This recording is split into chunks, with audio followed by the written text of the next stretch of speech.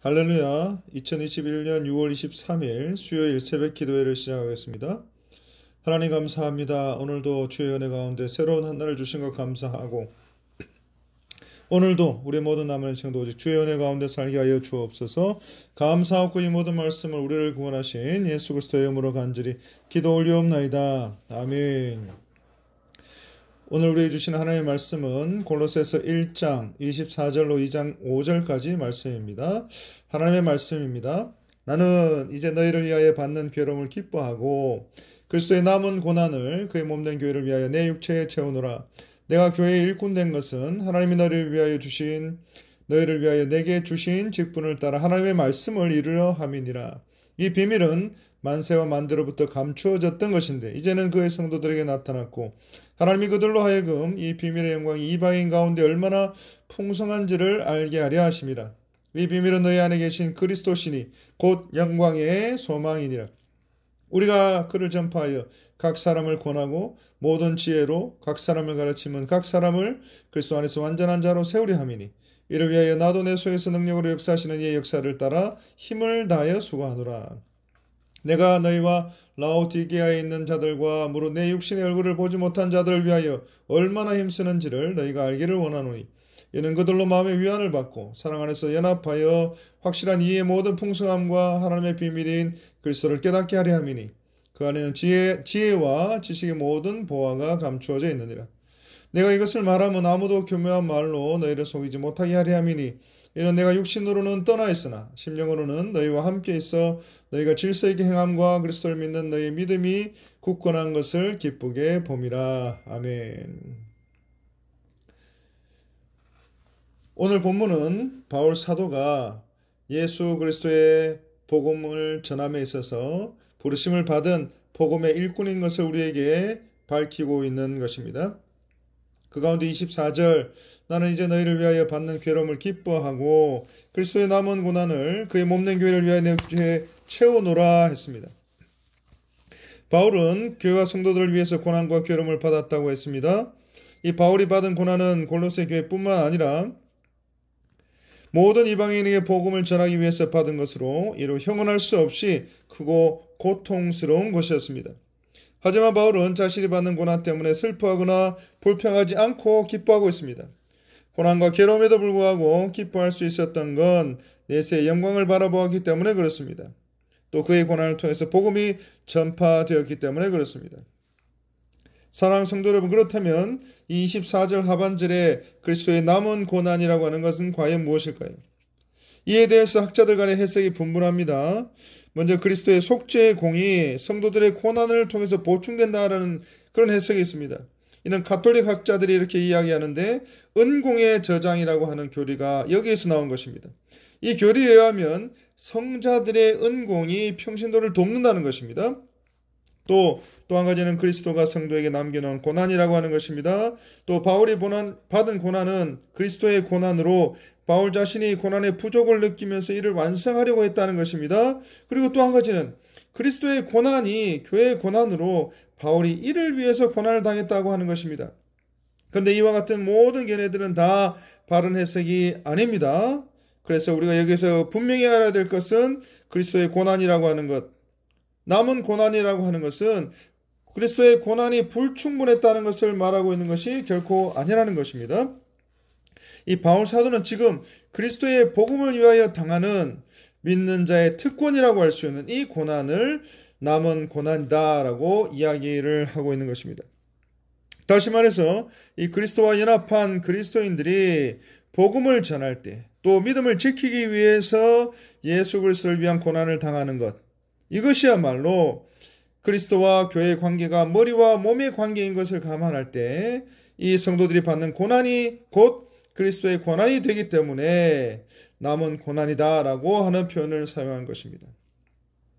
그리고 몸된 교회를 위하여 내 육체에 채워놓으라 했는데 이처럼 교회가 당하는 고난이라고 하는 것은 그리스도의 고난처럼 대속적인 가치를 가지는 것은 아니지만 교회의 성장과 완성에 있어서 꼭 필요한 것이고 또 복음을 전할 때 또 믿음을 지키기 위해서 그런 과정 가운데 반드시 있을 수밖에 없는 그런 고난이라고 하는 것을 우리는 깨달아야 될 것입니다.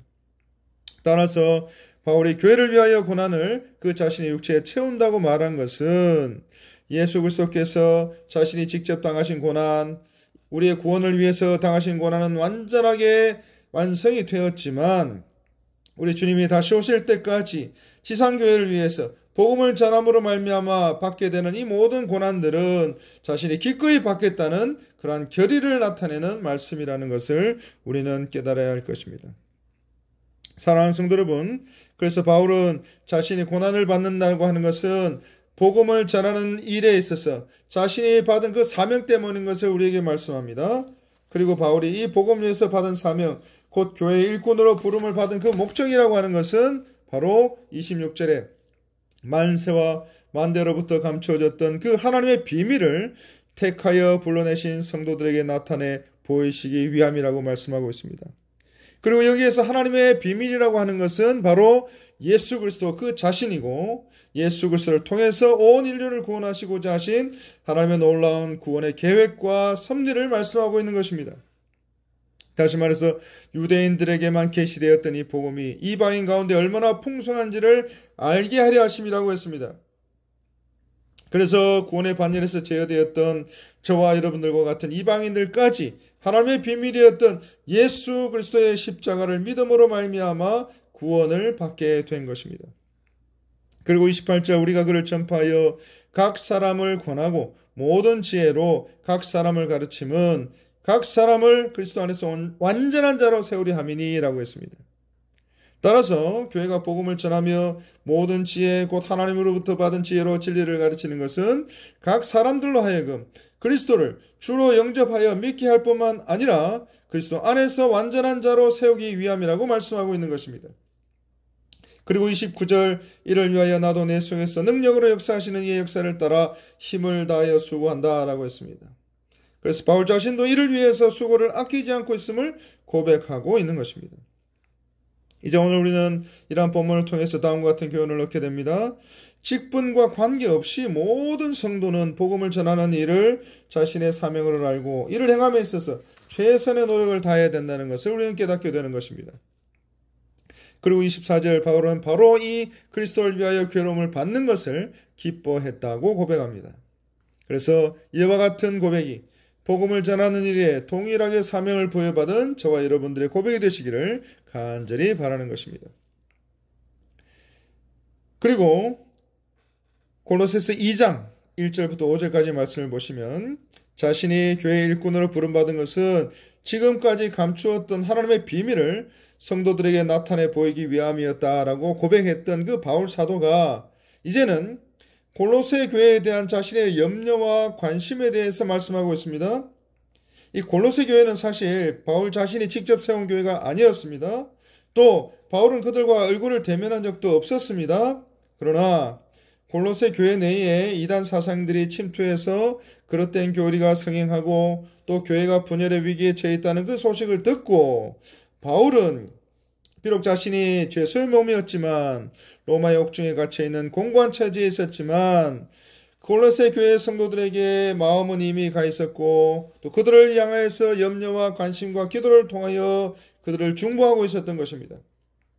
그런 가운데 바울이 그 마음 속에 있었던 것은 2절에 저들로 하여금 마음의 위안과 사랑의 연합과 원만한 이해와 하나님의 비밀은 예수 그리스도를 깨닫게 하려는 데 있었던 것입니다. 그래서 바울은 골로새 교회 성도들로 하여금 참된 지혜와 지식이라고 하는 것은 예수 그리스도 안에서 풍성히 감추어져 있다는 것을 깨닫게 해서 그들로 하여금 어떠한 이단 사상의 속임에도 꾀임에도 유혹에도 빠지지 않도록 하기 위함이었던 것입니다. 사랑하는 성도 여러분, 그래서 이 바울 사도는 5절에서 말씀합니다. 너의 믿음이 굳건한 것을 기쁘게 봄이라 했습니다. 그리고 앞서서 내가 육신으로는 떠나 있으나 심령으로 너희와 함께 있다 했습니다. 그래서 바울은 지금 옥중에 갇혀 있음에도 불구하고 결코 자신이 그리스도 안에서 나 신앙의 자녀들이 가지고 있는 그 문제를 방관하지 않았던 것입니다. 오히려 보다 깊은 관심을 가지고 내면적으로 그들과 함께 소유하고 공유하고 있었고 영적으로 그들과 하나가 되어 있었다는 것입니다. 그런 가운데에 이 5절에 보시면 너희가 질서 있게 행함과 했습니다. 이 말은 고로새 교회 성도들이 여러 가지 이단 사상에도 불구하고 그들을 거짓된 진리로 교란시키려는 그러한 이단 사상에도 불구하고 잘 훈련받은 병사들처럼 분열이나 흐트러짐 없이 신앙의 전도를 바로 걷고 있는 것을 말씀합니다. 또 너희 믿음이 굳건한 것을 기쁘게 봄이라 했는데 이 굳건한 것이다 라는 말은 이 앞에 있는 그 말과 같이 또 질서 있게 행한다는 그 표현과 같이 견고한 복음 위에 서 있는 그런 모습들을 우리에게 보여주고 있는 것입니다. 그래서 고로새 교회 성도들이 거짓 교사들의 유혹과 공격이 있었음에도 불구하고 믿음을 저버리지 않고 굳게 지켜나갔던 것을 우리에게 말씀하고 있는 것입니다. 사랑하는 성도 여러분, 이제 말씀을 맺겠습니다.